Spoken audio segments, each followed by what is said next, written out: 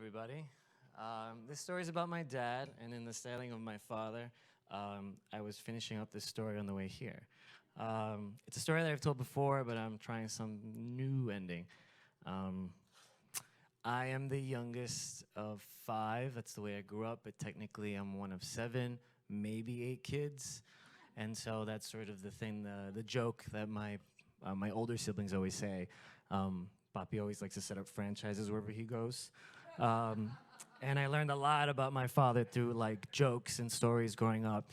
He is from Ecuador, grew up in the mountains, but my mom likes to remind me and everybody else, we're from the coast, okay? Don't forget that. Your father might claim the mountains, but we are coastal people. And he would get into fights a lot. He was like an ex-Navy guy. Kind of like, I think my father did something similar of like kind of just always getting in trouble, leaving the ship, kind of getting back. And I just heard this like machismo-ness for years. And he kind of came here on a lie. He came here on a work visa in '68, and the way that he tells me is that he came because somebody sort of sponsored him or said was like, you know, you are a seamstress. I will vouch for that. You have never touched fabric in your life, but sure, if you want to go to the New York, let's do that. And apparently later on, I found out from my brother, they're like, you know, Dad did that because he wanted to follow a girl, which seemed like kind of funny because my dad is like, you know, don't let a girl lead your life, okay? You go to school, which makes sense to me now. All of this I found out through hearsay. I didn't know personally because my dad had left when I was 2. And so that changed when I was 19. I decided to live with him. It's a whole story that I don't have time for as to how that happened, but I decided to live with him. He had come back from his sabbatical, to put it one way, from Ecuador, and he was sort of doing a take two. When he was here, he had his own job. He had his, he did importing, exporting, which like if that sounds vague, I think he meant to be vague. It was like super kind of shady. It was in Corona in Queens, and he would like new friends that were like at airports and that were also at airports in Ecuador. So he would like kind of cut deals, and he could charge you very low prices. And so he was competitive, and he got a lot of money that way. And that's only what I know. So unfortunately, that didn't work out, and so he just was broke. It's kind of vague because it depends on which parent you ask. But either way, he came back, and I wanted to get to know him. I was tired of kind of hearing all these stories, and so he came back, was renting a room in Sunnyside, Queens. Room was like probably the size of this carpet. And he says, this is your side, you know, this is my side. My side had like a mattress that he stole from a hospital that he was working at. He was the maintenance guy. And he was at St. Mary's Children's Hospital. If you know it, there's a mattress missing. And he was like, mijo, aquí tienes su mattress, okay, here you go, you're gonna be great. He was excited to have me live with him too. And then I saw his side, and it was like cigarettes, like in a coffee mug, ripped up like Western Union receipts, and like lottery, those scratchers, and like a lot of Victoria's Secret stuff. He had shelves on his side. He would sell these Victoria's Secret stuff. So my dad would go to outlets upstate in Jersey, and he would get these like brassieres, eyeliners, body sprays, all super cheap, so that he could go to like church over in Jackson Heights and like wait for the moms to come out and like have the pink bags ready to go, and they would see him, and he would be like, you know, $10, but I'll give it to you for $5, and like he got it for like $1. So he would make money extra because on top of the job that he had at the hospital, he had a daughter. My dad is 60 at this point, and this is his last kid that we know of. And so his goal is to be like, all right, I'm back. I'm gonna get as much money as I can to help his daughter, Fatima, my sister, who I've never met. And on top of that, he's sort of juggling me in the other side of the room. The thing is, I don't speak Spanish very well. The Spanish that you just heard was practiced. And so at that time especially, I don't know how to communicate with him. Like, you know, I don't know how to talk to my parent. Like, I really don't know how to talk to my parents.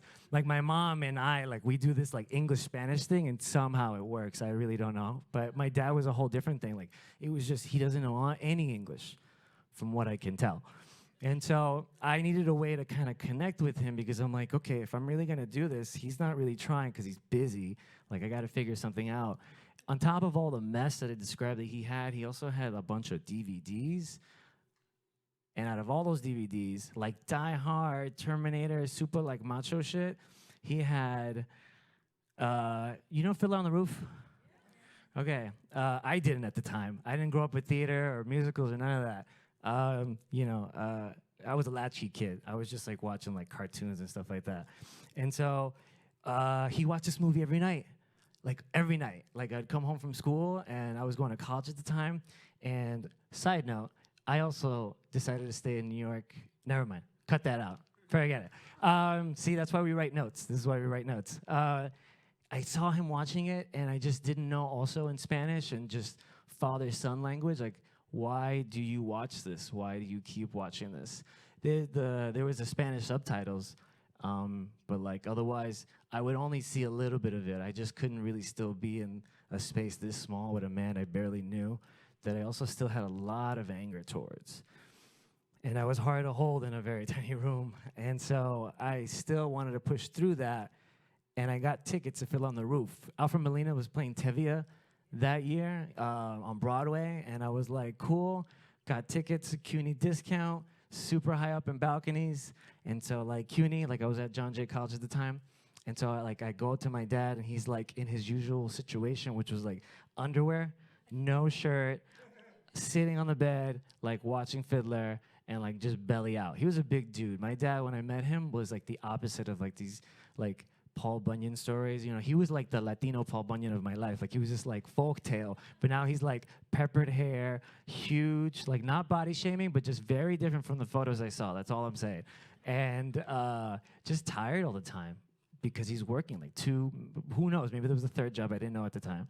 And I tell him like, hey, papi, I had like a pocket Spanish to English dictionary at the time. And I was like, vamos afuera, outside. Nosotros, you, a lot of pantomiming. I'm really good at that now. And so I was like, you, me, let's go outside. And then he's just like, mijo, no, hay que quedar en el apartamento. Let's just stay, like, watch Fiddler on the Roof with me. And this is all in Spanish, but for the sake of this, he's just like, just watch it. Like, you never watched the movie with me. I was like, Dad, let's just, and I'm like stressing out. And also his hearing was going out. So I get super like nervous. I mumble a lot. And so him asking me to speak up just got me so anxious, and I got angry. And I'm thinking like, you don't have the right to ask me to speak up. And so he's just like, mijo, no te puedo escuchar. Habla si te salves. And habla si te salves is like a thing he says all the time. Like, speak and save yourself. I'm not gonna know what you're saying. And I was just like, let's go outside. Let's go out. I'll pay for everything. Let's just go. Oh, si vas a pagar para todo. If you're gonna pay for everything, okay, great. Hand me my pants. Let's go. So I'm like, cool. I'll pay for everything.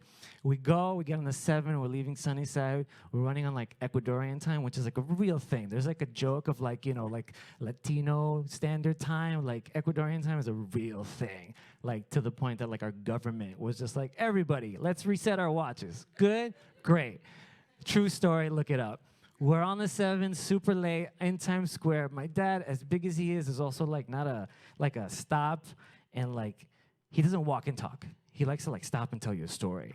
And to do this in Times Square is like the worst, most annoying thing, because also we're late. And he's just like, oh, mijo, when I was here in like 1970, I was just like, that's great, Dad. And people are bumping into him. And he also like has like tunnel vision. So like people are bumping into him and he's just still in his story. He just wants you to know what he's saying. And I'm getting defensive of him and people are getting angry. And I'm like, Dad, we gotta go. I am so sorry. Don't yell at my father. He doesn't understand English. We have to go. And we finally get to, do you know where the Lion King theater, like Lion King is right now? Like it was in that theater. And so we go. He didn't even realize the marquee or what was going on. We go inside, and he's still sort of like, mijo, que vamos a ver? Like, what are we going to see? And I was just like, just go. Going up the stairs, we sit down. I'm exhausted. I'm relaxed, though. We got here. Didn't start on time. And then the lights go down. And then, like, Tradition is, like, the first song that goes up. And I'm like, oh, man, he's going to fucking, like, lose his mind. This is going to be so cool. My brothers and sisters are going to be so jealous. I have this story.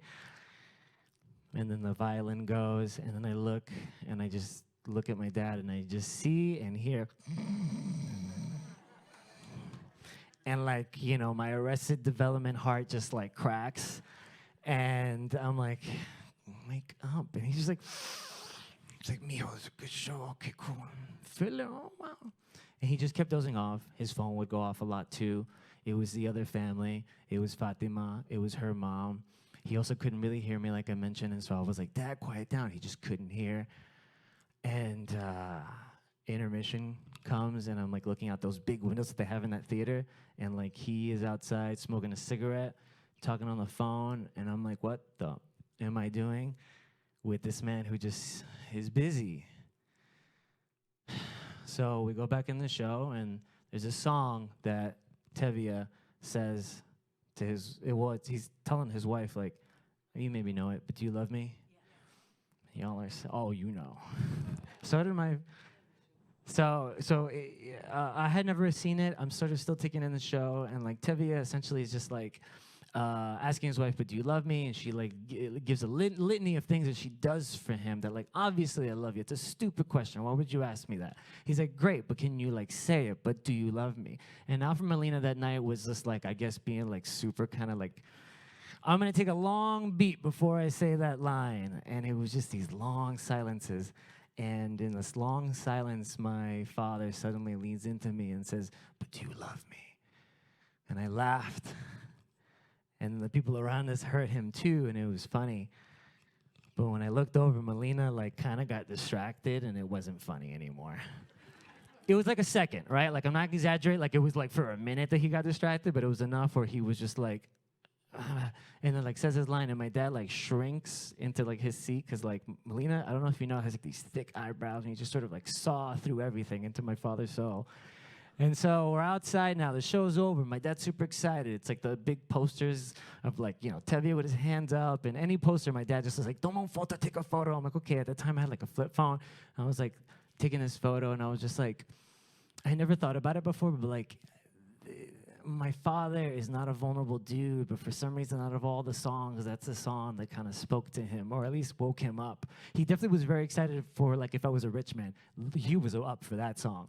But, like, that one, I don't know, there was something to that about, like, he just seemed vulnerable and different. And so then I hear from the stage door, like, an excitement. I turn and I see Molina. I was like, oh, cool, I hear this is a thing that people do. They take the playbill and they get a signature.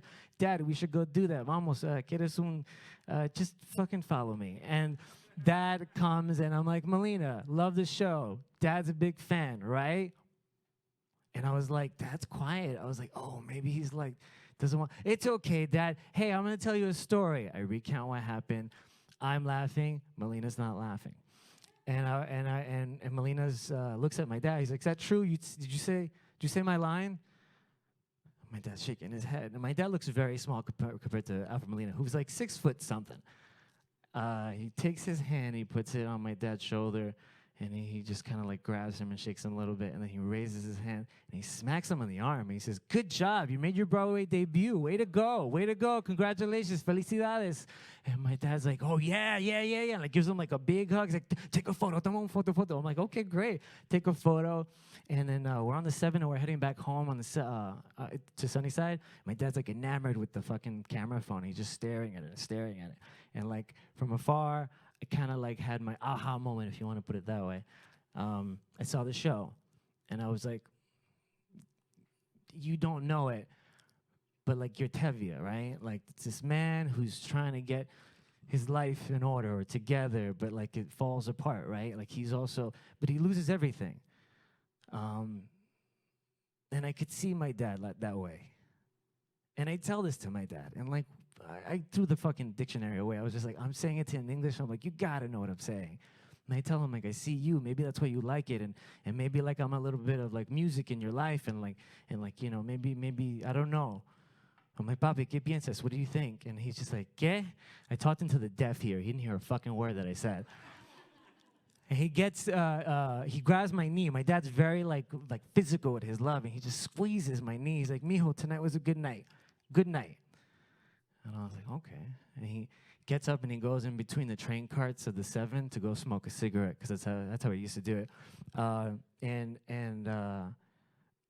just, my dad is a human being. He's just a person. He's just trying to make it work. And I remember getting super nervous when he was on that train, because if you ever ride the 7 train and you're going from into Queensboro Plaza, it does that kind of sharp turn, and he's just like kind of holding on, and I was like, oh shit, like I just see like the silhouette, and I was like, holy crap, he looks like the fucking filler on the roof character, like on the goddamn sign, like this shadow. And I was worried he was gonna like fall and like break his neck. But like even to this day, my father owes me $100. But he's still going. And I feel like no matter what, like he's not gonna break his neck. He's just gonna keep going.